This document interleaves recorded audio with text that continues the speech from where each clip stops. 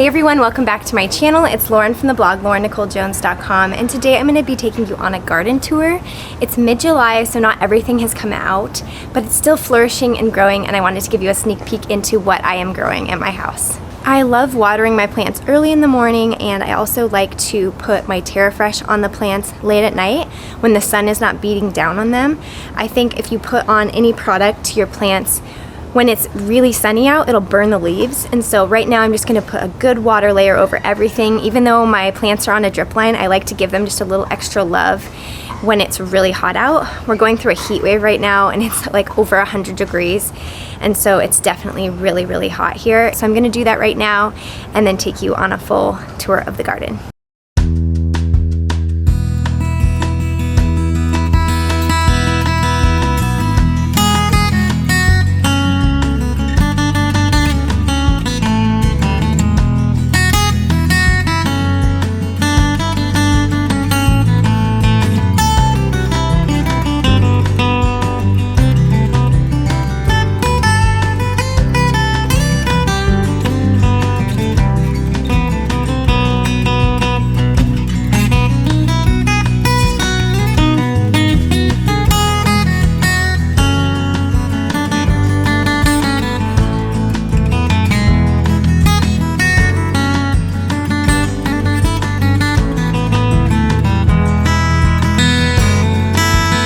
I will take you through my garden as I water it. So I just finished watering my wildflower boxes. I planted wildflowers in here for a specific reason. In the years past, I put a lot of different things. I put broccoli, kale, cabbage, everything, zucchinis, tomatoes. I put all of the fruits and veggies in these three boxes. These were my only 3 boxes at the time before we expanded our garden to the other side of the yard. And so I noticed, because we have a big tree that overhangs our property, that we were getting a lot of critters and bugs and aphids, and they were eating our plants just in these couple of boxes. And so I decided I wanted to just do wildflowers in here, and then the very far box back here we're gonna do cucumbers, because they're really resilient and they do just grow no matter what, from what I've found. And so the awesome thing about wildflowers is you literally plant them in the fall or in the spring, and they just come up and they take little to no maintenance, and they're super pretty. So I have a variety of flowers planted behind me, and they make me so happy, and I love cutting them off and putting them in a vase. So that's kind of what this side of the house is dedicated to. It's dedicated to all of my wildflowers and the cucumber in the back. And believe it or not, I think this is a tomato plant that has come up from years past. It is literally growing right in the middle of all of my wildflowers. And I just noticed that right now when I was filming.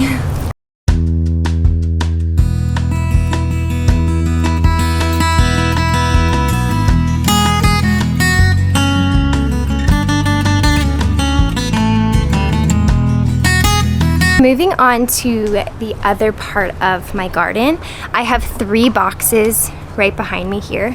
Kind of see them right over here. And one of them has jalapenos growing in it because they do really well right in the direct sunlight. And then the other one is blueberries. And then in this 3rd box right here, I actually just planted a bunch more wildflowers. So those hopefully will be coming soon. I planted them yesterday, so they have a few weeks to go. This is the rest of my backyard. Since I'm doing my garden, I might as well do a backyard tour. So my husband and I built this deck by hand a couple of years ago before we had kids, and it has served as a really fun area for our kids to have a mud kitchen. We sit and eat dinners out here, and it's just a nice extension to our backyard. And we do live behind a park, so we opted to do no grass in our entire backyard so we wouldn't have to mow anything, which has been really nice and really minimal as far as maintenance goes. And it opened up more space to do more garden boxes. So last year we added 3 more really big garden boxes, and we've been able to expand on our garden.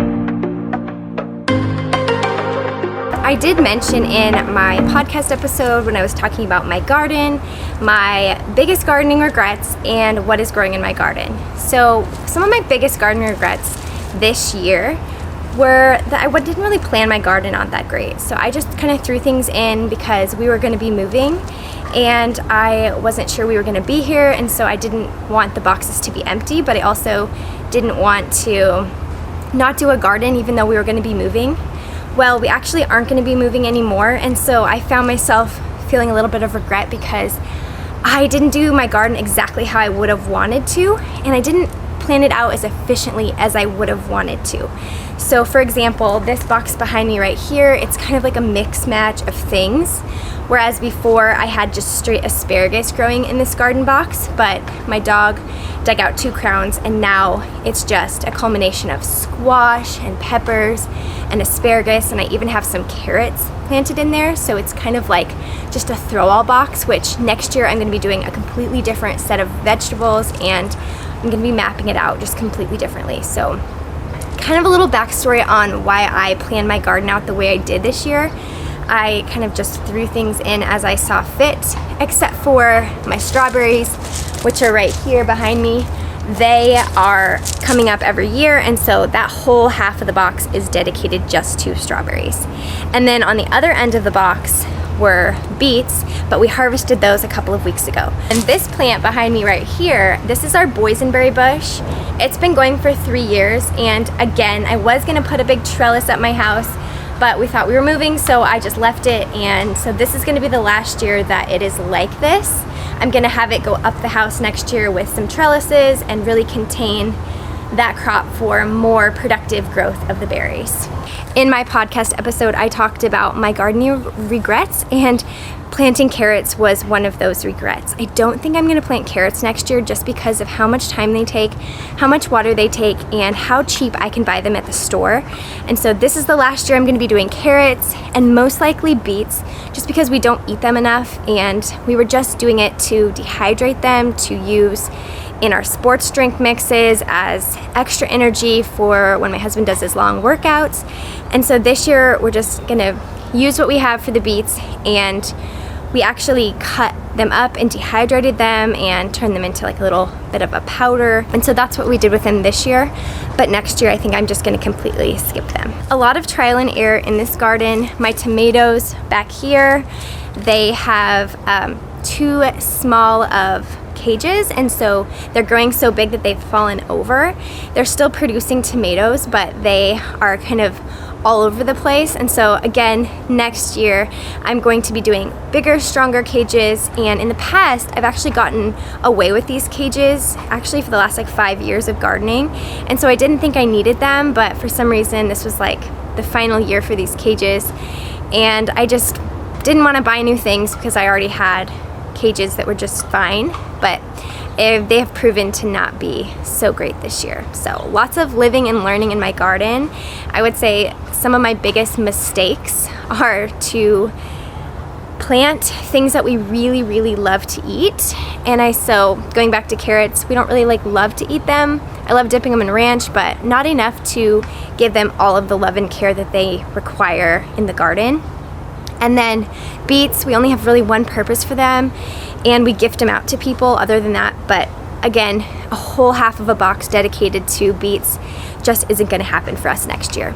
So these are all things that I'm learning as I go, and things that I got away with last year that I probably couldn't get away with again.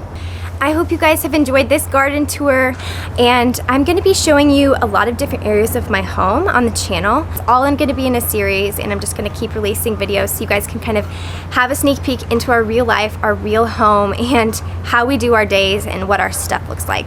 And I know a lot of you that listen to my podcast are interested in that stuff, so I wanted to bring it to light on the channel. Geese might be flying overhead, airplanes, pickleball players. That's just what we deal with here. It's our little slice of heaven, and we do love the area we live in, and we love where we're located in the city. We feel like we have such a good space to raise a family, and we absolutely love the park behind our house because it's so much room to run and play. As always, if you like this video, feel free to like and subscribe. I release a new video every single week on motherhood, food from scratch, and simple living. See you next time.